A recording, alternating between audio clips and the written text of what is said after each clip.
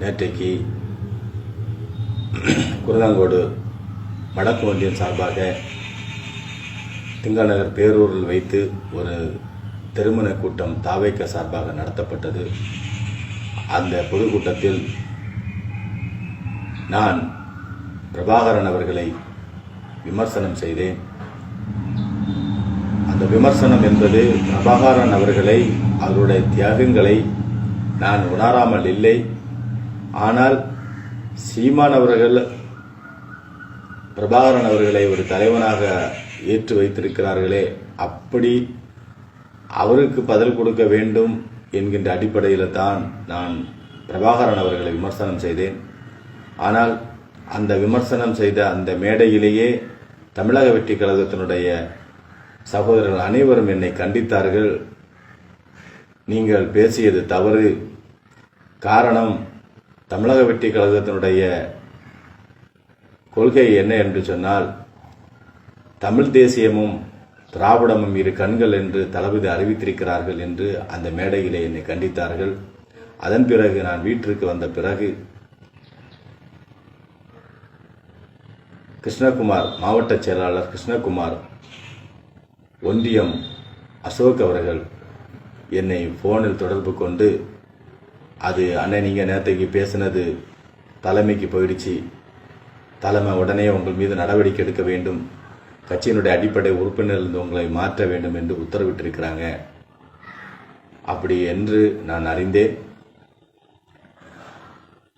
அது உண்மையிலேயே எனக்கு வருத்தம்தான்.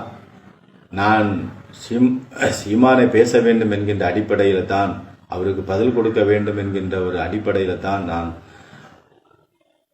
ஈழத்தமிழர்களுக்காக தன் குடும்பத்தையே தியாகம் செய்த அந்த மகத்தான தலைவரை நான் பேசக்கூடிய நிலை ஏற்பட்டது. அவரை பற்றியும் எனக்கு ஒரு சில விஷயங்கள் எனக்கு தெரியும். மனிதனாக இருக்கக்கூடியவர்கள் பல சூழ்நிலைகள் தவறுகள் இழைக்க ஏற்படும். அந்த அடிப்படையில் என்னுடைய தவறும் நேற்றைக்கு அதில் நடந்துவிட்டது. இந்த வீடியோ எதற்கு என்று சொன்னால்,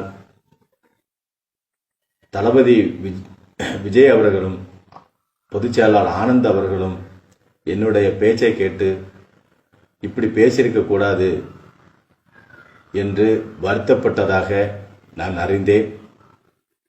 ஆகவே நான் தமிழக வெற்றி கழகத்தினுடைய அனைத்து தொண்டர்களும் தலைமையும் நேசிக்கக்கூடிய அந்த பிரபாகரன் அவர்களை விமர்சனம் செய்தது தவறுதான். ஆகவே நான் மனப்பூர்வமாக தமிழக வெற்றி கழகத்தினுடைய தலைமையிடம் மற்றும் தமிழகத்தினுடைய சகோதரர்கள், பிரபாகரன் நேசிக்கக்கூடிய சகோதரர்களிடமும் நான் மன்னிப்பு கேட்டுக்கொள்கிறேன். நான் அந்த மேடை பேச்சுகளை ஒரு ஸ்லோவாக அந்த வார்த்தை வந்துவிட்டது. நான் 25 ஆண்டு காலமாக நான் பல அரசியல் கட்சிகளிலே நான் பயணித்து வருகிறேன்.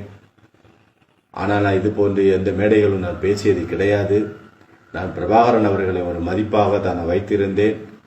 அதில் எந்த மாற்று கருத்தும் இல்லை. இப்போவும் நான் அந்த வீடியோ போடுவது என்னை கட்சி விட்டு நீக்கணுங்கிற ஒரே காரணத்துக்காக இல்லை. ஆனால் நான் அதை உணர்ந்து போடுகிறேன். பிரபாகரன் அவர்களை பேசியது தவறுதான் என்பதை உணர்ந்தன் காரணமாகத்தான் அந்த வீடியோவை நான் பதிவு செய்கிறேன்.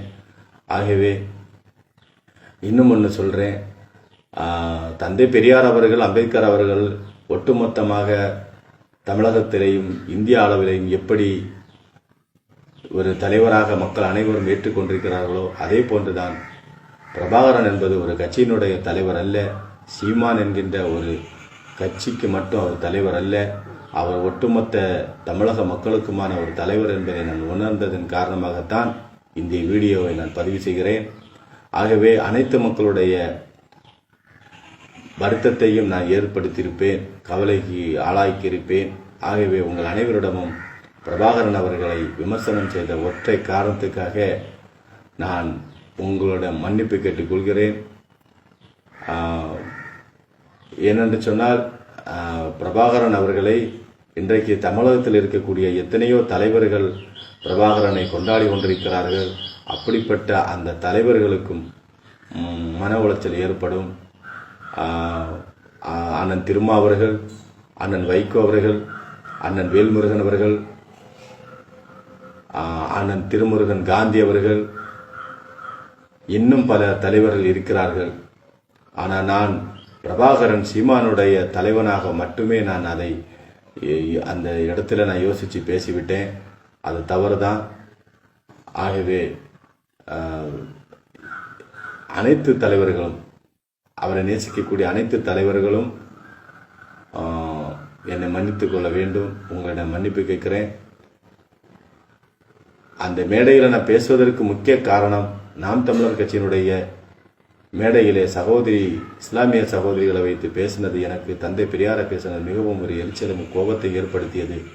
அதன் விளைவாகத்தான் அப்படி பேச வேண்டிய சூழ்நிலை